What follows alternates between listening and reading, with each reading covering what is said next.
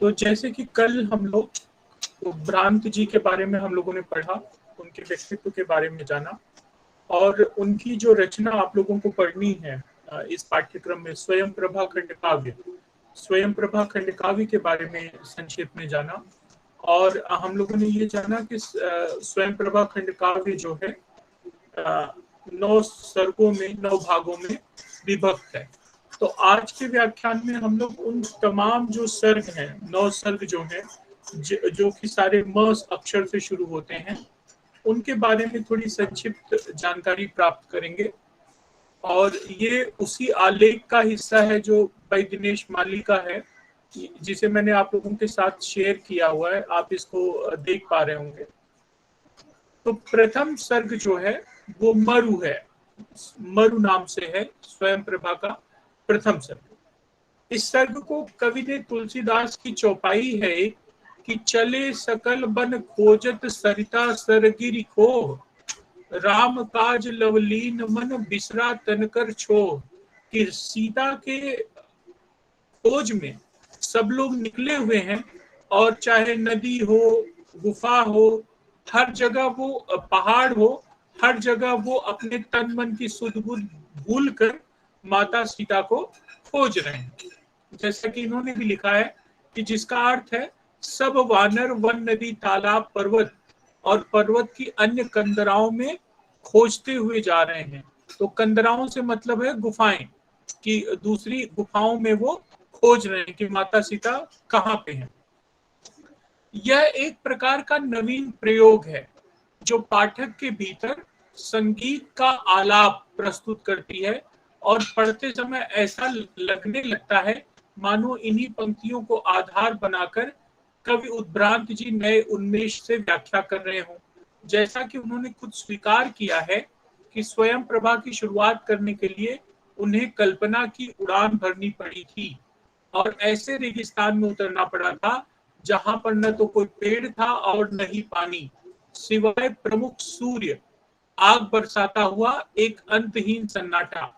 ऐसे मरुस्थल में वानर समूह सीता की खोज में पहुंचता है कवि उद्भ्रांत के शब्दों में। कि और जैसे कि हम लोग पहले भी बात कर चुके हैं कि स्वयं प्रभा ये जो पात्र है, इसके बारे में बहुत ज्यादा जानकारी जो है नहीं मिलती। सिर्फ गोस्वामी तुलसीदास जी ने भी एक तपस्विनी, हाँ निशांत, हैंड रेज किया आपने। सर मैं कल तुलसीदास जी के बारे में पढ़ रहा था, तो मुझे ये बात समझ में आई कि दोहा और चौपाई में क्या अंतर होता है। नाम से ही देख लो, दरअसल ये सब ना लिखने के अलग अलग पैटर्न हैं, छंद हैं। जैसे हाँ दोहा, तो हाँ। दो पंक्तियों की व्यवस्था होती है। अच्छा। चौपाई, 4 हाँ। पंक्तियों की व्यवस्था होती है।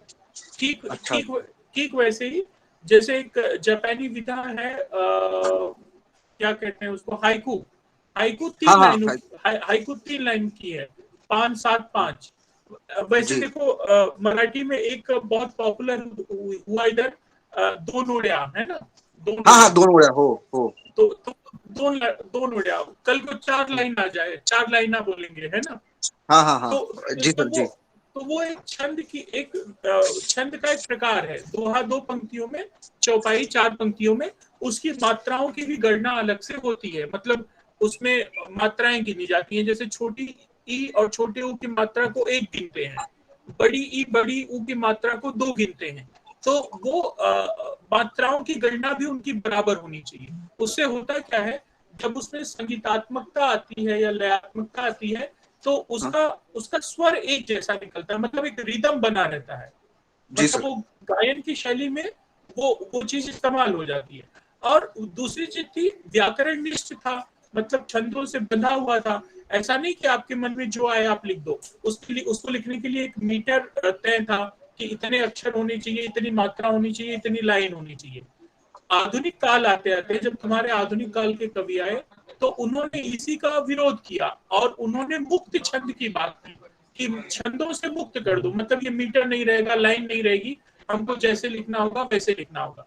और जी इसके सबसे बड़े प्रणेता थे निराला, सूर्यकांत त्रिपाठी निराला, जिनकी कविताएं हम लोग पढ़ चुके हैं, है ना। वह हाँ सर। तोड़ती पत्थर कविता उनकी जो है आपकी पाठ्यक्रम में हम लोगों ने पढ़ी। तो उन्होंने जी सर। वहां से मुक्त छंद की शुरुआत हुई। कई लोगों ने इसका विरोध भी किया, बोले कि फिर गद्य और पद्य में क्या अंतर रह जाएगा, लेकिन फिर लोगों ने उसे बड़े व्यापक रूप से स्वीकार किया। और आजकल देखो जो आधुनिक काल की जो कविताएं हैं वो सब मुक्त छंद में है। मतलब कविताएं तो हैं लेकिन उसमें कोई खास तरह का मीटर नहीं अपनाया जाता। जो भाव होते हैं सीधे सीधे भाव लिख दिए जाते हैं। जैसे गजल, गजल भी एक तरह का छंद ही है, एक पैटर्न ही है कि हाँ हाँ शेर शेर 2 लाइन का होगा, है ना, और हाँ उसमें हाँ जी। काफिया होगा, रदीफ होगा। तो ये सब छंद के अलग अलग प्रकार हैं। ठीक है। ठीक, थैंक यू सर, धन्यवाद। तो हम लोग बात कर रहे थे पहले सर्ग की, मरु की, कि किस तरह से इतने कठिन विषय को शुरू किया जाए। तो उन्होंने ये बताया कि उन्होंने शुरुआत करने के लिए वही भूमिका अपनाई जो तुलसीदास ने अपनाई थी, कि जो भी वानर सेना है वो जंगलों में, पहाड़ों में, गुफाओं में, हर जगह को माता सीता को खोज रही है। और ऐसे उनकी ऐसी स्थिति हो गई है कि उन्हें अपने तन की भी कोई सुध नहीं है, भूख की भी सुध नहीं है। सूर्य आग बरसा रहा है, चारों तरफ सन्नाटा है, लेकिन बानर जो हैं वो माँ सीता की खोज में लगे हुए हैं। तो उसी उसी क्षेत्र को केंद्र करके उन्होंने प्रथम सर्ग लिखा मरु। मरु का मतलब जानते ही हो, मरुस्थल, रेगिस्तान। कहने का मतलब जहां पे कोई उम्मीद है लेकिन कोई निशान आपको नहीं दिख रहे हैं, चारों तरफ एक अजीब तरह का सन्नाटा है।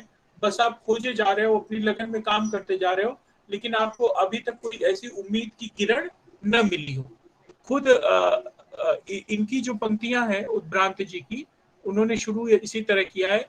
पार करते जंगलों को पहुंचे सब के सब, अचानक गए ऐसे क्षेत्र में जो वृक्ष पत्तों डालियों फल फूलों से था हीन, जिसमें वृक्ष जो थे पत्र उनके शुष्क थे। कहते हैं कि खोजते खोजते वे ऐसी जगह पहुंच गए जहां पे न पत्तों वृक्षों में पत्ते थे, न डालियों में फल फूल थे। कहने का मतलब एकदम शुष्क प्रदेश था, वैसा ही प्रदेश जैसा कि मरु प्रदेश होता है। तो पहला सर्ग जो है आपका मरु है, रेगिस्तान का वर्णन है कि बानर सीता को खोज रहे हैं और उनको उनको खोजते हुए उन्हें अपनी भी सुध बुध नहीं है। वे लगातार परेशान होकर माता सीता को खोज रहे हैं। दूसरा सर्ग है माया। इस सर्ग की शुरुआत में कवि उद्भ्रांत ने तुलसीदास की निम्न चौपाई का प्रयोग किया है। अब यहाँ पे देखो, ये चार इन्होंने लिखा है ऐसे, लेकिन ये जैसे इस तरह से, जहां जप यज्ञ जोग मुनि करी है, एक लाइन हो गई। अति मारीच सबौ धरी है, दो। देखत यज्ञ निशाचर धावै, तीन। करे उपद्रव मुनि दुख पावै, चार। तो ये चौपाई है तुलसीदास की, जो उन्होंने लिखा है।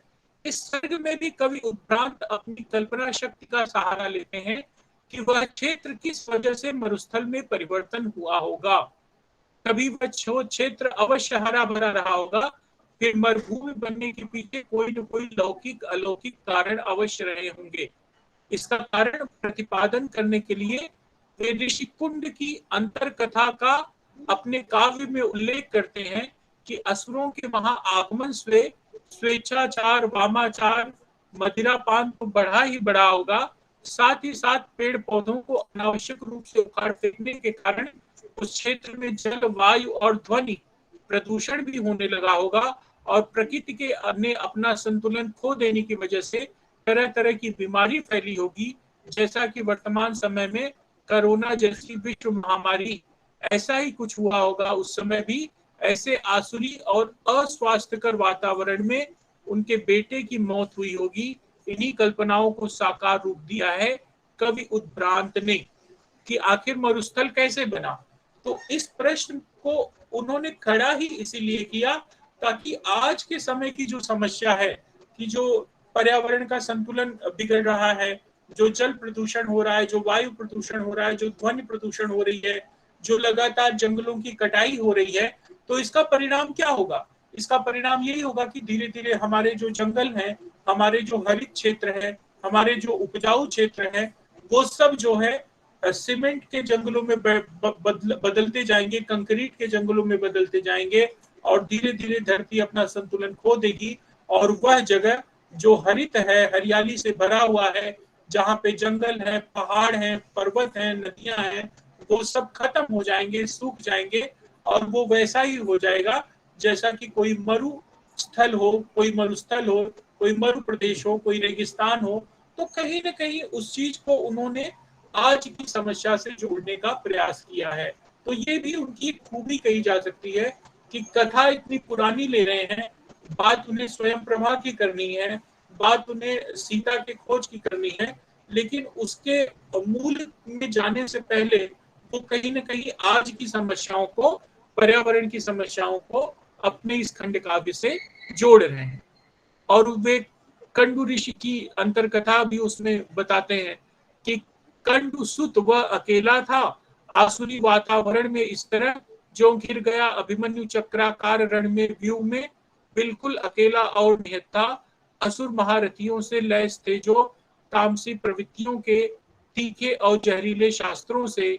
इस वजह से ऋषिकुंड उस स्थान को अभिशाप दे देते हैं कि वहां की संपूर्ण हरितिमा नष्ट हो जाए, वृक्ष सूख जाए, धरती बांझ हो जाए, जलचर वनचर सभी लुप्त हो जाए। क्योंकि ऋषिकुंड के पुत्र की वहां पे मृत्यु हुई थी, तो इस बात से आहत होकर उन्होंने उस धरा को जो है श्राप दे दिया। आगे देखिए, उसी उसी हिस्से का पार्ट है, हिस्सा है।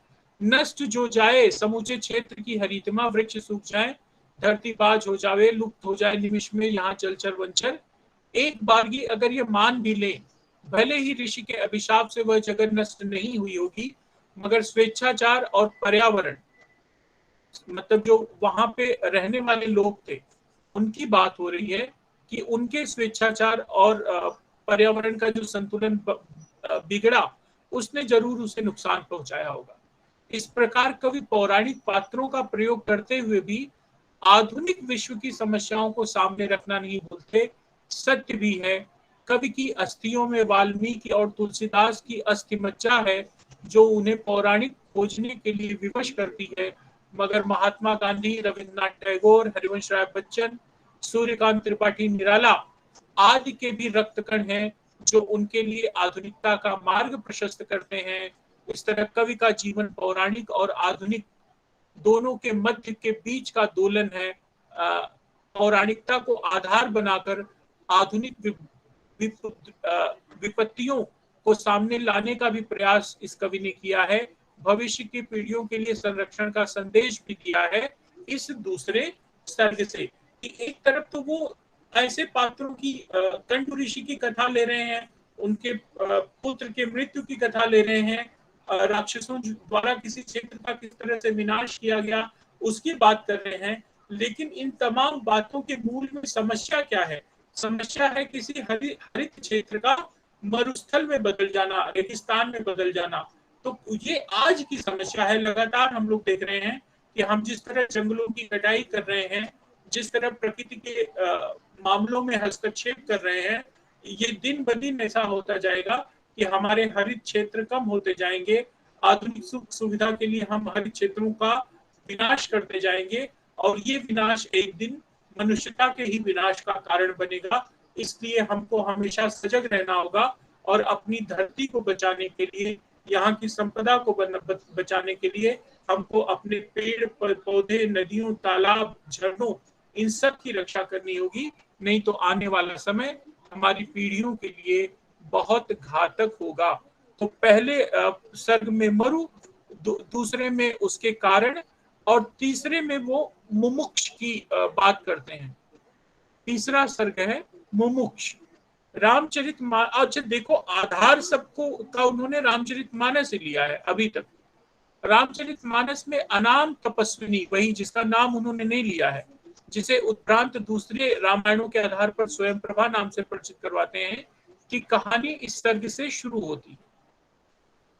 मुमुक्ष सर्ग में अब यहाँ से जो है स्वयं प्रभा की कहानी शुरू होती है।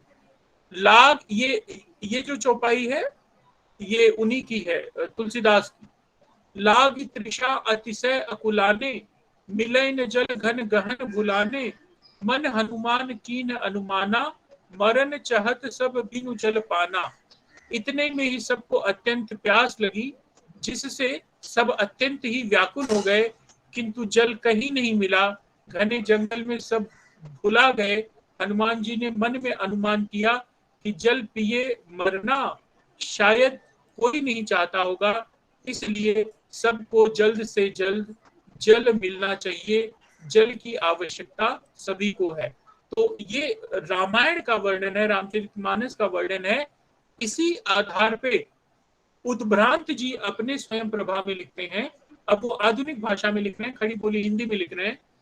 देख कर वानर समूहों को असुरों ने किया भीषण अट्टहास और बढ़ाए दीर्घ अपने हाथ, फिर चिंगाड़ कर बोला सुनो वानर समूहों, मैं तुम्हारा काल बनकर आया हूँ, याद कर लो इष्ट अपना और हो जाओ सभी तैयार, बनने भोज मेरा।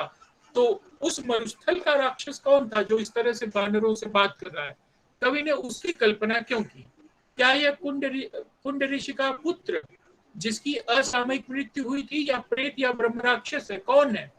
न केवल एक ही पल में हनुमान जी उसका खात्मा कर देते, बल्कि दूसरे पल में अपनी साधना के माध्यम से उस जगह का दर्शन करते हैं जहां भूखे प्यासे वानर समुदाय के प्राणों की रक्षा की जा सके। तो उस वो व्यक्ति जो इन सब वो राक्षस जो इन सभी वानरों को अपना भोजन बनाना चाह रहा था, हनुमान जी ने एक तरफ तो तुरंत उसका खात्मा करते हैं और दूसरी तरफ उस जगह का पता लगा लेते हैं जहां पे इन सब वानरों की भूख प्यास मिट सकती है, जहां पे वो सारी चीजें हैं जिनकी उन्हें आवश्यकता है। यही बात उत्क्रांत अपने शब्दों में स्वयं प्रभा में लिखते हैं। दूसरे ही पल उन्होंने आंखें कर ली बंद, अपनी साधना की ज्योति को प्रज्वलित कर देखा हृदय के मध्य बैठी एक तापस नारी। तापस नारी मतलब तपस्या में लीन स्त्री, सुंदर विटप जिनमें लग रहे थे मनोरम सुस्वादु फल, और पास निर्मल नीर निर्झर बह रहा था। और वो जहां थी उसके आसपास के पेड़ पौधों में फल लगे हुए थे और पास में ही झरना, निर्मल झरना बह रहा था। कहने का मतलब वो अपनी साधना से उन्होंने देखा कि एक तपस्वी नारी यहीं आसपास कहीं बैठी हुई है, और वह जहां बैठी है वहां निर्मल स्वच्छ जल भी है, भोजन भी है। तो यहाँ पे दो चीजें समझने की बात है। तपस्वी नारी सिर्फ एक सिंबॉलिक वो है कि नारी जो है तपस्यारत रहती है, वो जीवन भर तपस्या करती है और एक जीवन से दूसरे जीवन का सृजन देने वाली होती है। इसीलिए हम लोग उसे माँ माँ भी कहते हैं, क्योंकि उसके अंदर ये सारे गुण अंतर्निहित ऊर्जा के रूप में होते हैं। वह जीवन से जीवन को देने की कला में निपुण है, उससे भरी हुई है, और इसलिए वो जहां भी है, मतलब तपस्या नारी जहां भी होगी वहां पे जीवन का संचार होगा। और जीवन के संचार के प्रतीक कौन है? यही निर्मल स्वच्छ पानी, हरे भरे पेड़, मतलब जहां सौंदर्य है, जहां पे हरियाली है, जहां पे रस है, जहां पे बोध है, वहीं पे तपस्यारत नारी मिलेगी। इसका एक अर्थ ये भी निकलता है। तो ये मुमुक्ष करके उनका सर्ग था तीसरा, जिसमें उन्होंने सबसे पहले स्वयं प्रभा का परिचय कराया। उसके बाद चौथा सर्ग है मार्ग, कि ये लोग निकले किस लिए थे। अभी तक तो भूखे प्यासे टहल रहे थे, फिर मुमुक्ष में इनको स्वयं प्रभा मिली, उसके बाद इनको स्वयं प्रभा से मिलने के बाद इन्हें फायदा क्या हुआ? इनकी प्यास मिटी, ये तृप्त हुए, वो तो ठीक है, लेकिन ये उन्हें वह मार्ग भी मिला जो मार्ग उन्हें माता सीता तक पहुंचाएगा। तो उस मार्ग तक पहुंचने के लिए ये चौथा सर्ग बताएगा कि वो कौन सा मार्ग था जहां से वे मां सीता तक पहुंच सकते थे। इस सर्ग की भी शुरुआत उद्भ्रांत ने तुलसीदास की चौपाई से ही की है। अब उनकी कौन सी चौपाई थी? चढ़ गिर शिखर चहुदिस देखा, भूमि विवर एक कौतुक पेखा, चक्रबाक बक हंस उड़ा है, बहुतक खग प्रविशई तहि माही। अर्थात उन्होंने पहाड़ की चोटी पर चढ़कर चारों ओर देखा तो पृथ्वी के अंदर एक गुफा में उन्हें एक कौतुक दिखाई दिया। उसके ऊपर चकवे, बगुल और हंस उड़ रहे हैं और बहुत से पक्षी उसमें प्रवेश कर रहे हैं। कि वे एक गुफा देखते हैं कि जिसके आसपास पक्षी उड़ रहे हैं और वो कौतूहल से उस गुफा को देखते हैं। ये वही गुफा थी जहां पे स्वयं प्रभा रहती थी। स्वयं प्रभा का प्रसंग किष्किंधा कांड के लगभग अंतिम प्रकरण में आता है, जब हनुमान, अंगद, जांबवान आज महावानर अपने सहयोगियों के साथ सीता की खोज में चल पड़ते हैं और खोजते खोजते एक विचित्र गुफा में घुस जाते हैं। सीता माता की खोज में ऊंचे ऊंचे पहाड़, घने घने जंगल और चित्र विचित्र गुफाओं में विचरण करने पर वानर समूह को प्यास लगती है। आसपास पानी का आभास तक नहीं मिलता। इतने में एक गुफा से हंस, खरोच, सारस और भीगे पंखों की चिड़िया बाहर निकलती हुई दिखाई देती है। इन पक्षियों को देखकर बुद्धिमान हनुमान यह अनुमान लगा लेते हैं कि जहां से ये चिड़िया आ रही हैं, उस गुफा में जरूर पानी रहा होगा। उत्क्रांति जी ने इस सर्ग में गुफा के दरवाजे को पत्थर से ढका हुआ दिखाया है, जिसे हनुमान हटाते हैं और उस गुफा में प्रवेश करने के बाद उन्हें फल और पानी मिलता है। तो ये तो तुलसीदास की चौपाई थी। स्वयं प्रभा में अपने सर्ग मार्ग में उत्क्रांति जी ने कैसे लिखा है कि शीघ्र ही हनुमान ले आए गुफा के द्वार पर, सब वानरों को द्वार जिसको रोक कर रखे हुई थी राक्षसी आकार की भारी शिला। लेकिन उस गुफा के द्वार पे एक बहुत बड़ा पत्थर, राक्षसी आकार की शिला थी, पत्थर थी, जिसको हटाए बिना उसमें प्रवेश नहीं किया जा सकता। लेकिन उनके इशारे पर, उन्हीं के भरोसे सभी वानर बाहर से बिल्कुल अंधकार से भरी दिखाई देने वाली भयानक गुफा में पहुंच जाते हैं। रास्ते में सभी बंदर एक दूसरे का सहारा लेते हुए सघन अंधकार को चीर कर अंदर पहुंच जाते हैं। बहुत दूर जाने पर अचानक प्रकाश दिखाई देता है।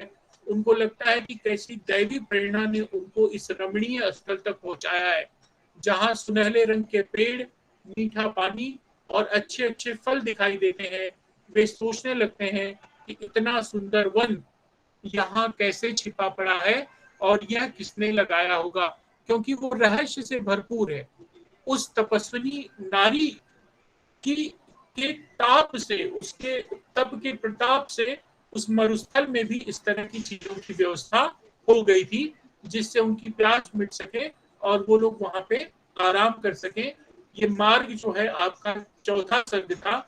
इसी तरह पांचवा सर्ग जो है वो है मही। गिरते ते उतर पवन सुत आवा, सब कहूं ले सोई बिबर दिखावा, आ गए के हनुमंत लीना, पैठ बिबर विलंबन कीन्हा। अर्थात पवन कुमार हनुमान जी पर्वत से उतर आए और सबको ले जाकर उन्होंने वह गुफा दिखलाई।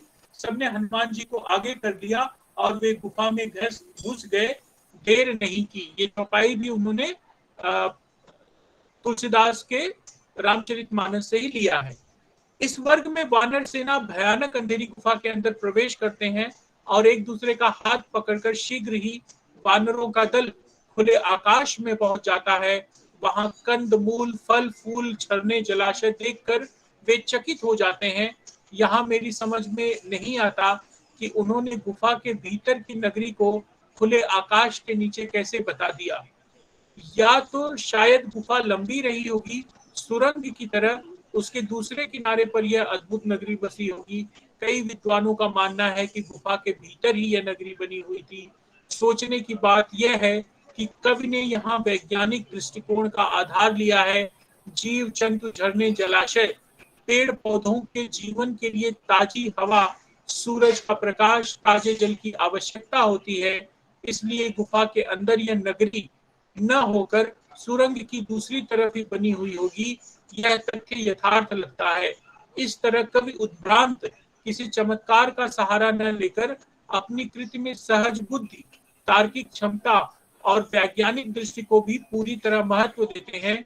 कवि उद्भ्रांत के ही शब्दों में, शीघ्र ही वह वानरों का दल खुले आकाश में पहुंचा कि फिर वह चकित सहसा रह गया, यह देखकर है सामने ही वृक्ष, बेलें, कंद मूल, फूल फल, झरने, जलाशय।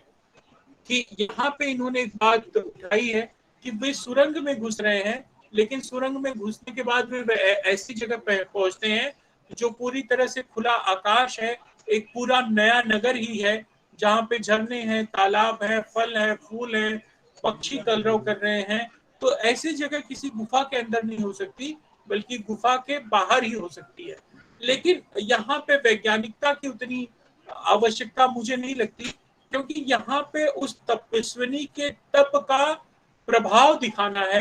तो अगर वो तपस्विनी के तप का प्रभाव होगा है तो निश्चित तौर पे उस गुफा में भी आकाश हो जाएगी और एक पूरी की पूरी दुनिया वहां पे बस सकती है। उसके लिए इस तरह से वैज्ञानिकता के प्रश्न खड़े करना उचित नहीं लगता। लेकिन ये है कि अब वे जो है उस वहां पहुंच गए हैं जहां पे स्वयं प्रभा मौजूद है। छठवां सर्ग है मारुति। गुफा में वानर सेना को एक तेजस्विनी लता की तरह एक तपस्विनी दिखाई देती है। उस तपस्विनी के चारों तरफ प्रकाश ही प्रकाश दिखाई देता है। रास्ते में जितना घना अंधेरा था, यहाँ पर उतना ही उजाला दिखाई पड़ता है। सब बढ़कर प्रेरणा और विषम्य का आधार स्वयं प्रभा की प्रभा भास्वर मनोहर मूर्ति है, जो वत्कल जटा आदि धारण करते हुए भी आध्यात्मिक आभा से आप्लावित और तपस्या की दीप्ति से आपूर्ण थी।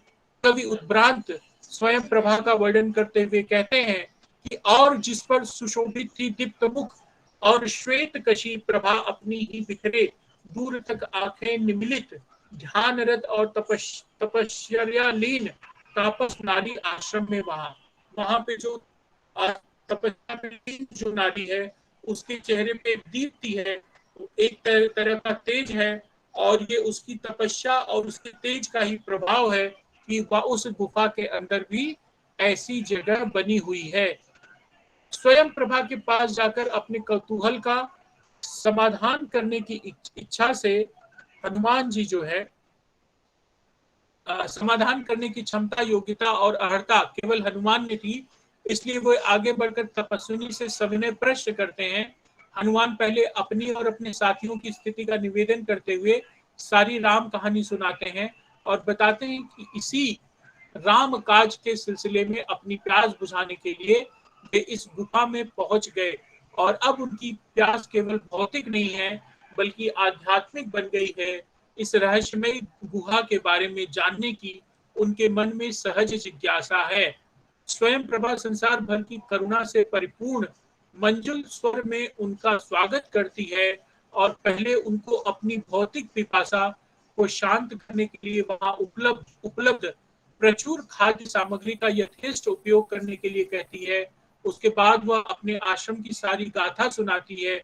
इस सर्ग में कवि ने पूर्व उल्लेखित हनुमान के प्रतीकार्थ को सिद्ध करने की कोशिश की है।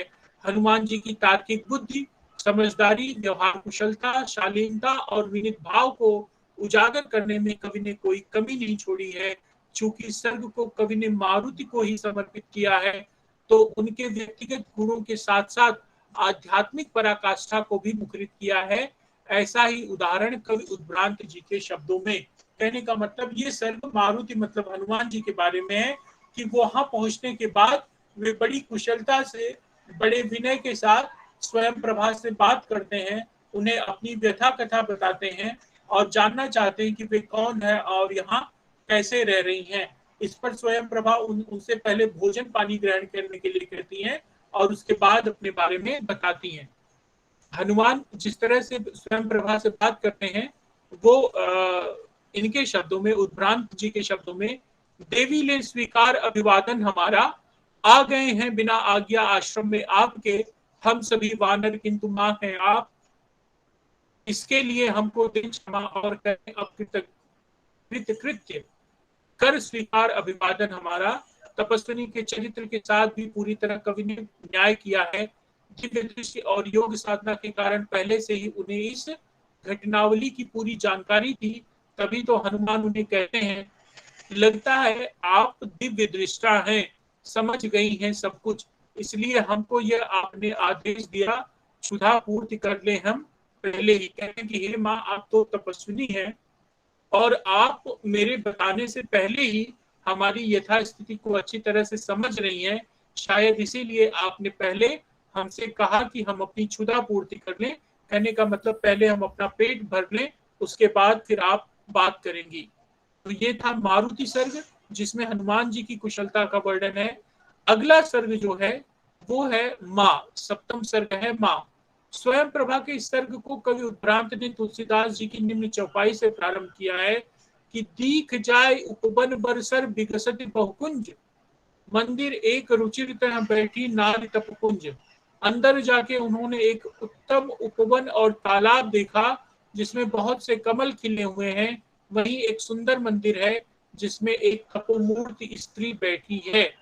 यह सुंदर उपवन असल में स्वयं प्रभा की सहेली हेमा का था। देवताओं के कुशल और मायावी अभियंता मैंने अपनी प्रेयसी हेमा के लिए यह उपवन बनवाया था। वर्षों तक विश्वकर्मा मैंने इस उपवन में मन चाहे सुखों का आनंद पाकर अंत में हेमा के प्रति प्रेम लालसा प्रकट की। हेमा देव कन्या थी, इसलिए इंद्र ने मैं पर बिगड़कर उसे वन से निष्कासित कर दिया।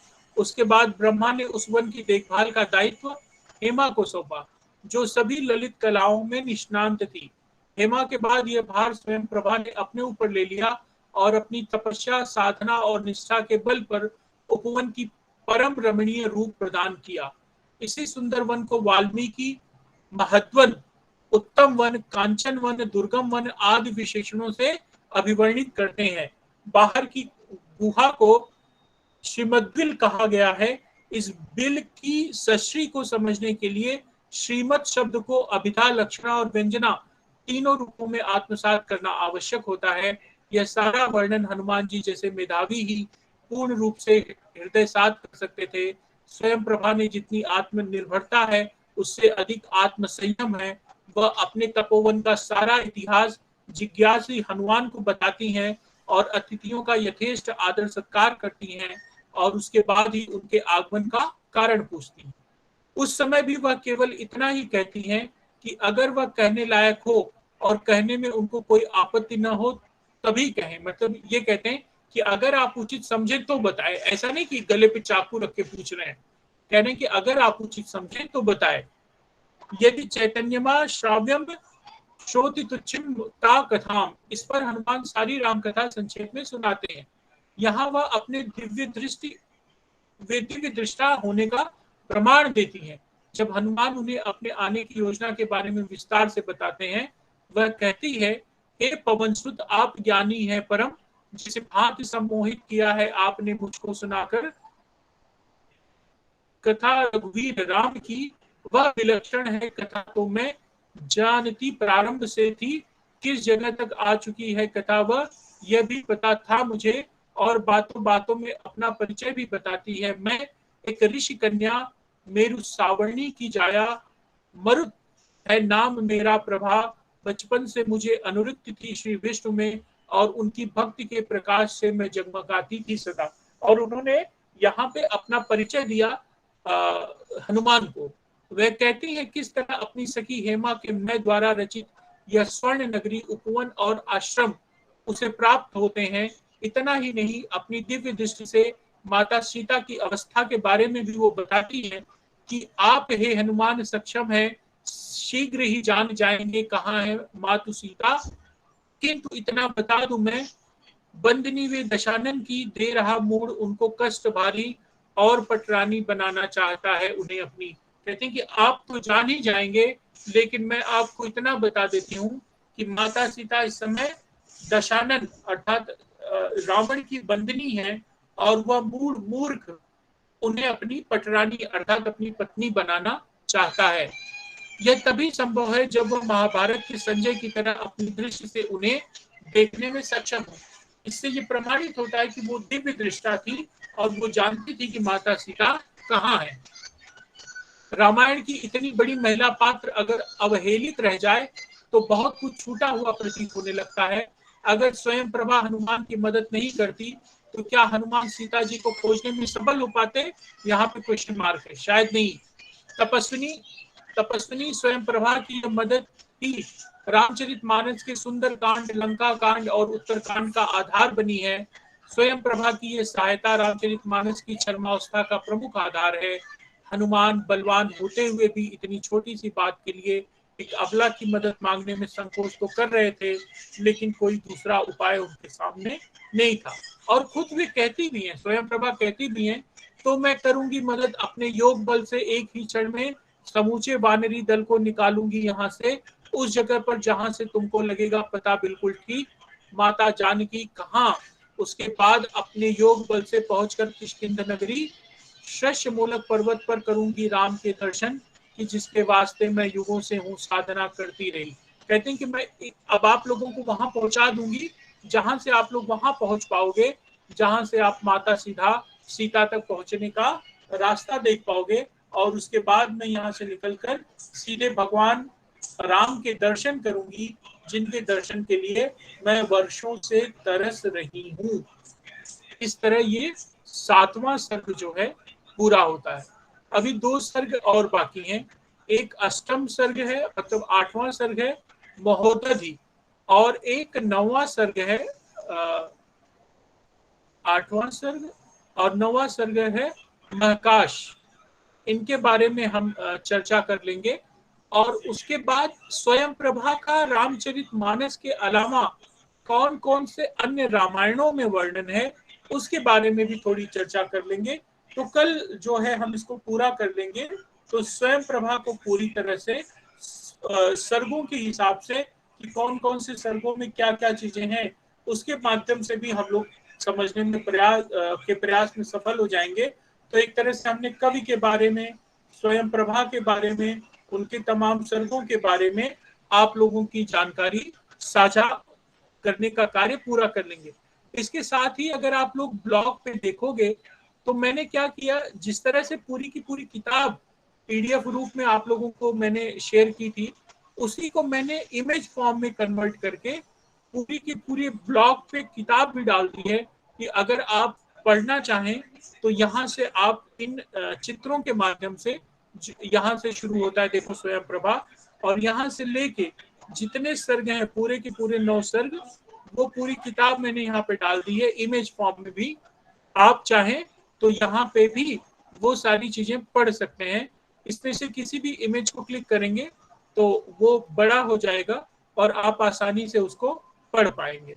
तो ये व्यवस्था भी मैंने यहाँ पे कर दी है। पीडीएफ फॉर्म में पूरी किताब आपके पास है ही।